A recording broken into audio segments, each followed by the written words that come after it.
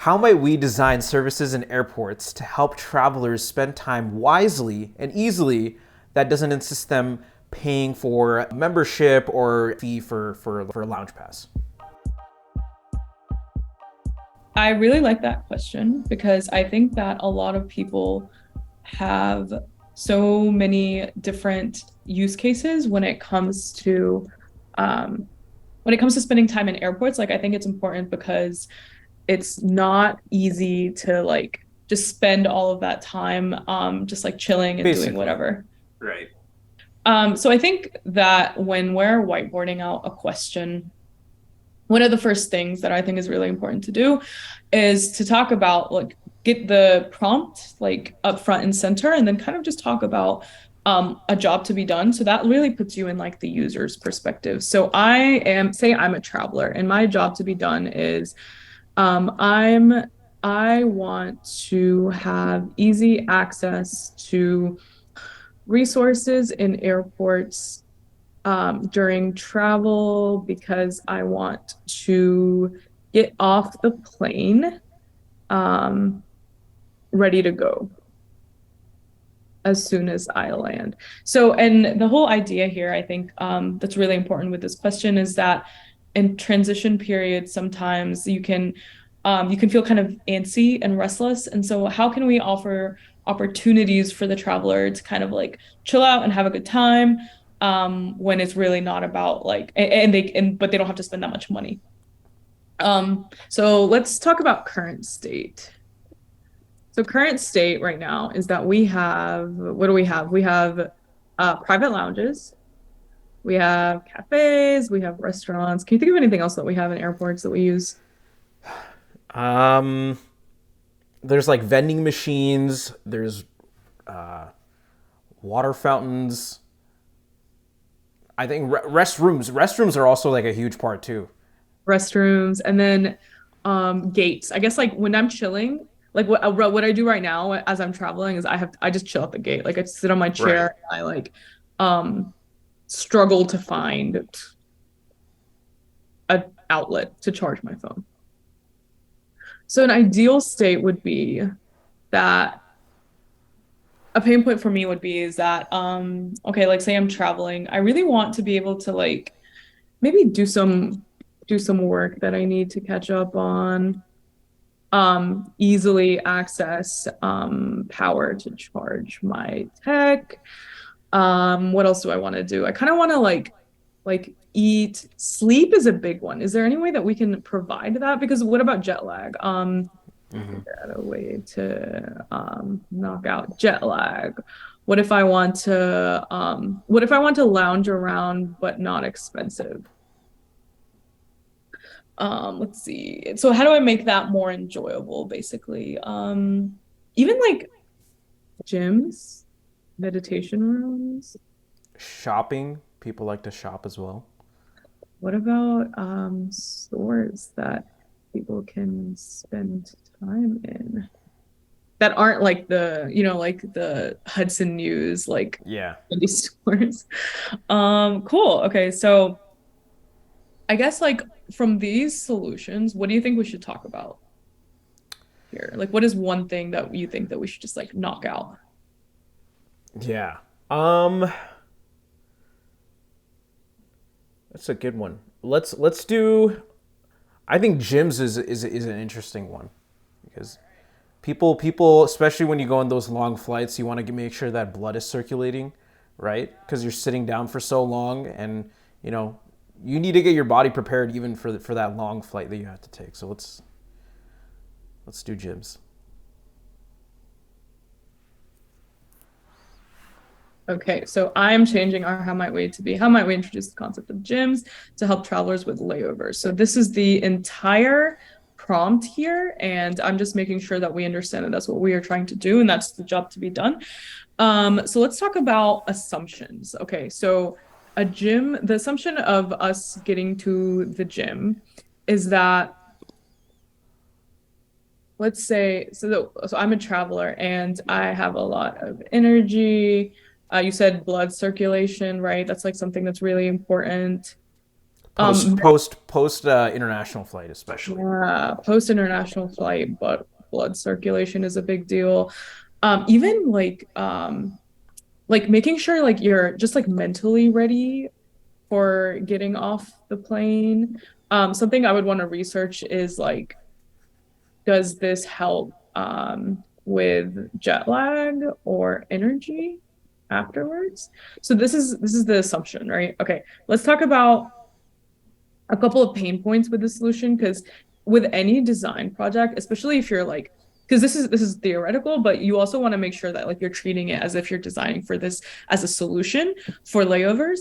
So we're now saying that gyms are the solution. Like Right. we as travelers, when we hit the airport, we want to be able to go into a gym. So one of the pain points is that we're gonna have some smelly flights. What about gym membership access?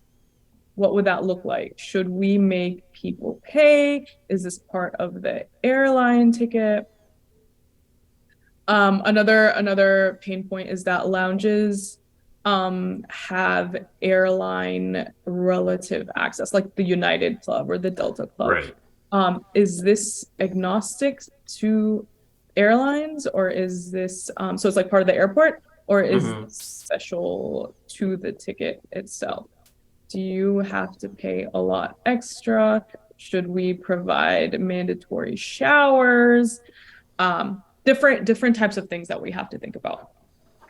So I'm going to keep that here. And then I want to start with a little bit of a user workflow to like kick it off. So I also want to mention that some of the times when we're doing whiteboarding designs, and this is something I learned when I first started as a product designer, we always jump towards technological solutions. Like, okay, there should be an app for that.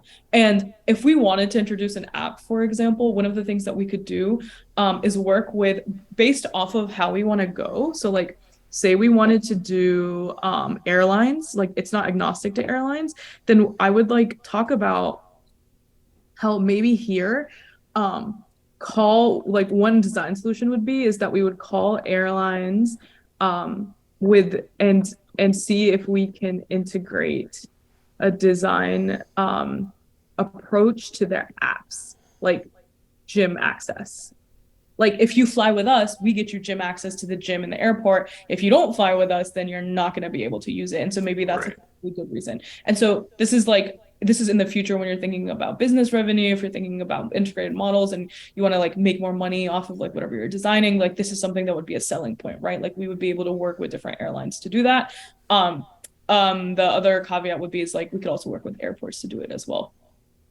So anyway, this is just to say that like when doing a whiteboarding exercise, it shows a lot of breadth of thought if you can come up with solutions that are service-oriented solutions, but that aren't necessarily dependent on an application or a mobile phone. Because even though we're constantly on them, this is something that's like just designing in general, like humane Yeah. centric. Cool. I'm gonna change the color because I think purple is a little bit too dark for me. Okay, cool.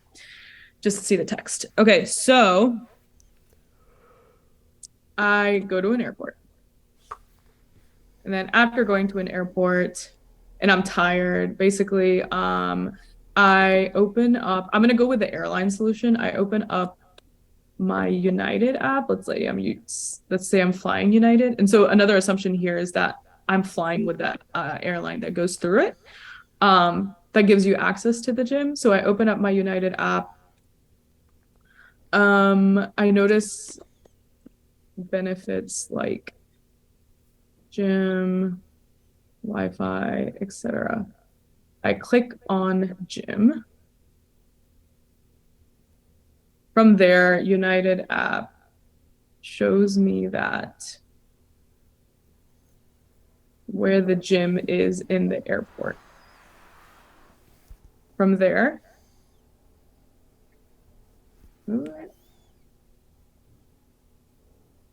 use QR code, digital member ID card that pops open when I hit go to gym.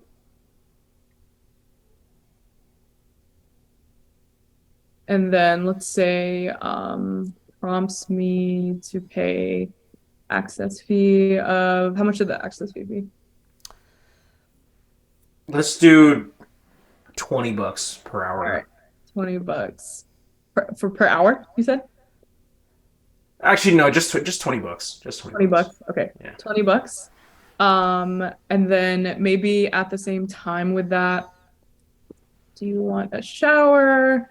Maybe like comp maybe like complimentary, I don't know, towel, Gatorade, different parts of the thing that the gyms offer. If so, let's say this was a yes. And if yes, it's an extra five, right? $5. And if no, then it's just 20 plus tax. Okay, so we paid that. Based on map, I find the gym. I go work out and feel ready for my flight. Okay, so this is like a very simple journey map of what that would look like. Um, I want to note that here specifically is where the issue would be if it this is where one of the major problems would be is that so I'm basically depending on the United app to help me. So either I would Mm-hmm. have to create some sort of API code, so like that I can sell to these airlines and be like, if you introduce this and give me maybe 75%, you will get a lot of revenue from that gym itself. The other thing I would have to do is I would have to talk to another dependency API code, and I would have to talk to airports to install a chip because most airports, I don't know if you've ever been to maybe in like Dubai, but I haven't meant to been to a lot of airports that have highly functioning gyms that people can access as. Yeah. Yeah. So yeah, so that's something that like you would definitely have to talk to an airport about and be like, hey, so we have this idea, this is what we're trying to do. And so I think personally, I think if we're thinking about like the logistics and the cost benefit analysis of the situation, I think that API codes are a lot more feasible than building our own applications themselves because then we would have to match it to every different airport versus like just being integrated with different airlines and then having them install it on a already existing application, which is typical for most airlines today. Yeah. So yeah, and okay, so moving forward, this was maybe like a 10-minute journey. Moving forward, what I would do is I would start wireframing this out, maybe going back to like the fact that I want to build an API code for these different airlines. I would start and I would just start building out like, hey, this is United. United's app is probably not this coral color. And I'm United. I'm on United Airlines and I want to build a feature or I want to show where to add the gym functionality. So this would be like on the home page and it would say something like call to action. Are you looking for the gym?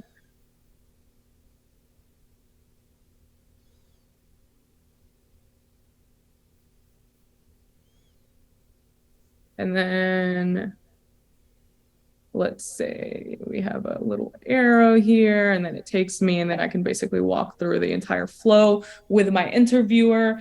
If I'm doing this with a friend or if I'm doing this by myself, this is a really good way to really get into my more low fidelity skills. But at the end of the day, what I've effectively done, and just to summarize this, what I've effectively done is Mohammed asked me a question, and it was an overarching question about how might we use time wisely at airports. I broke that down into a job to be done to like really understand and get into the mind of the user, like why would I want to use my time wisely at an airport? And it's a very emotional decision, right? Like maybe I'm restless, maybe I have things to do as soon as I land, maybe I'm seeing family and I just want to relax before that. So there's multiple different use cases, but I zeroed in on one. After that, I highlighted what the current state is and what the ideal state should be or what would it would look like with some brainstorming from Mohammed. So thank you for that. We chose the option of using a gym as one of the ways that we could maybe, leverage the time in the airport.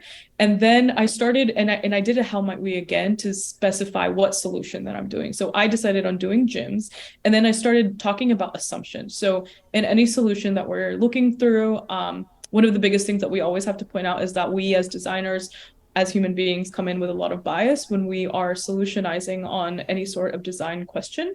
So labeling that out from the beginning and talking about what assumptions I'm coming with. So I'm coming with the assumption is that I have a lot of energy. I really want post-international blood circulation, which I think is a very cool like mental concept.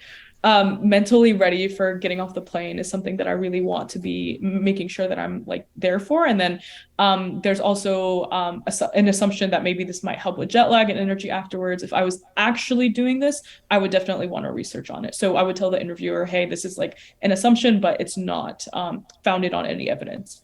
And so pain points are also very important, because if you are designing for the user, then you should understand maybe some things that the user wouldn't like about this process. Like it just calls into your empathy for the user, right? And so things like smelly flights, like should we make people pay? Is that really going back to the whole lounge experience? Like, is this still inaccessible? What should we work with airlines or should we work with airports? Like those are two completely different buckets of audience, and they also provide different revenue benefits based off of that. And so this here, when I'm thinking about revenue, I'm really thinking about the business itself, right? So along with thinking about the user, we also think about what's best for the business and find that sweet spot. So this is where that comes into play. And I'm really thinking about, okay, so like I'm also trying, to like make sure my company makes money or make sure the company makes money. Um, does the user have to pay a lot extra? Should we provide mandatory showers? This just goes back to smelly flights. And so after I've kind of really brainstormed and shown them how I think, I jumped straight into a user flow. And so I think this can be a little bit nerve-wracking for designers, because we kind of like this is the part where you kind of have to show how your mind works. But I really encourage you to just go with the flow, no pun intended, and really like start off and just like think about it as like a process oriented flow. Put yourself like in the traveler shoes and be like, what am I doing here? Well, I'm going to an airport. And then me and Mohammed together decided that we want to work with airlines. So I'm going to open up my United app. The assumption here is that I've already worked with United, and I notice benefits like the gym, Wi-Fi, etc. And I click on gym. So the United app shows me where the gym is in the airport. This is the API code that our company has provided them.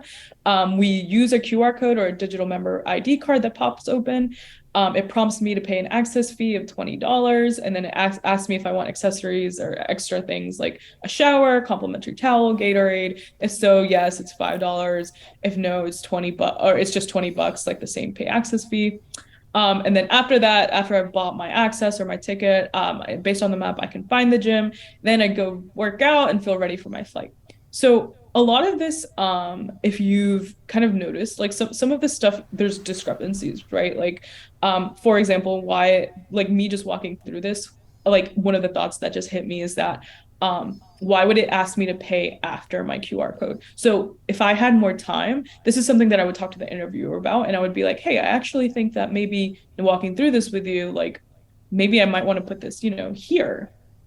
Maybe might want to switch those two. So also be very willing to show that like you're able to throw out ideas, but just so as often be very flexible and open to maybe their ideas, and also be very flexible to changing that, because this is a open whiteboarding exercise. This is pure brainstorming, and no idea is a bad idea, which means that your idea isn't perfect, but your idea is also not bad. So it's just Right. it's basically just it's agnostic to like good or bad. Like every idea, just like throw it out there, talk to them about how you think, and really show like who you are as a designer. And you can honestly, you can make these become fun for you as well. So yeah, and then the last point is, in my experience, I've never really gotten like, just being completely transparent, I've never gotten to the wireframe part of it, because this is typically the last part. This is when it gets detailed. So if you do get to this part, good on you. Just have fun with it, like wireframe the way that you would wireframe when you're typically making a design solution. Just be a little bit more quick about it. Do crazy aid exercises with your interviewer, things like that. But yeah, do you have anything to add, Mohammed? No, I think you walked through all of this really well. Like you talked about what you did well on, what you could improve on. I really like that you talked about having empathy for the user, pointing out your own biases, and providing transparency about being transparent. Right? It's pretty meta, but like saying that like you're open to working with the interviewer on and getting their insights and working with their insights. I really liked this approach, and I've said this before in other product design or biz ops interviews. I think that what Nawal has shown us here is something that is really applicable, like cross-functionally. Whether you're a software engineer, product manager, you're in sales, product design, having this this approach and this mindset, especially with virtual whiteboarding and whatnot, is super applicable, especially now that a lot of tech jobs are remote. I think that this is a really good framework to utilize, even if you're not a product designer. But yeah, with that, I think that is it. Hopefully, for the viewers at home, you were able to get really good and valuable insights from this. I know I have. And yeah, make sure to give this video a like, comment down below, and we'll see you guys in the next one. Thanks so much for watching. Don't forget to hit the like and subscribe buttons below to let us know that this video is valuable for you. And of course, check out hundreds more videos just like this at tryexponent.com. Thanks for watching and good luck on your upcoming interview.